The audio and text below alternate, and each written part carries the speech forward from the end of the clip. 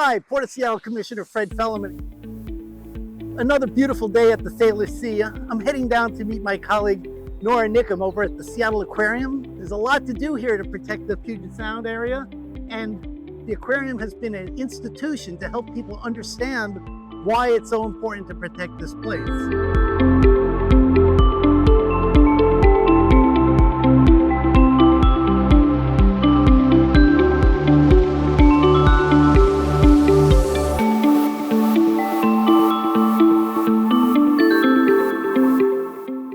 We're here to celebrate the recent designation of bull kelp as the state's marine forest. Nora, tell us something about bull kelp. Bull kelp is a really important habitat-forming algae. So it creates a space for lots of animals to live, like the rockfish and salmon that you see here behind you, as well as endangered species like pinto abalone and even southern resident orcas. So it's really important as individual algae, but also the space it creates for lots of animals to shelter and feed.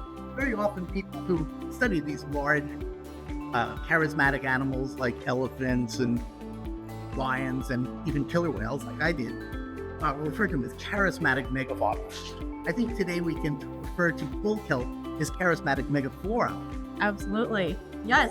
Well, it's big, right? And it grows really fast. It can grow a foot a day, which is just amazing. And we see it go away for part of the year and then it regrows again. And so that's starting to happen soon. But isn't there concern about the health of kelp in the Puget Sound, Salish Sea? Indeed, and that's one of the reasons we want to raise awareness about its importance and the importance of helping it recover. So bull kelp has declined by over 80% in Central and South Puget Sound, but there's a lot of work underway to research what is happening, where can it thrive, how can we help it recover. There's a state plan, there's a lot of work happening by a lot of partners.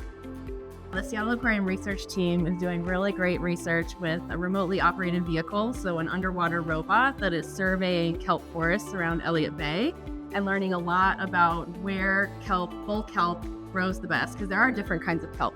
So what does bull kelp need in terms of the rocky substrate that it will thrive on and where it won't be outcompeted by other species? So the port is supporting that research, and we're hoping that that information will help all of us do more restoration work. One of the things that the port is we're very much involved with habitat restoration and cleanup of the sound. While kelp isn't doing very well in a lot of the sound, it seems to be thriving here in this urban environment. That's right. There are a lot of great patches of bull kelp right here in Elliott Bay, right next to the city, that you can see from urban areas, which is pretty great. And that's why we have so much to learn, because it's not obvious where it thrives and how. And so doing the research will help us figure that out. But I think it gives me a lot of hope that it can thrive in places like this. And so we should be able to help it recover elsewhere too.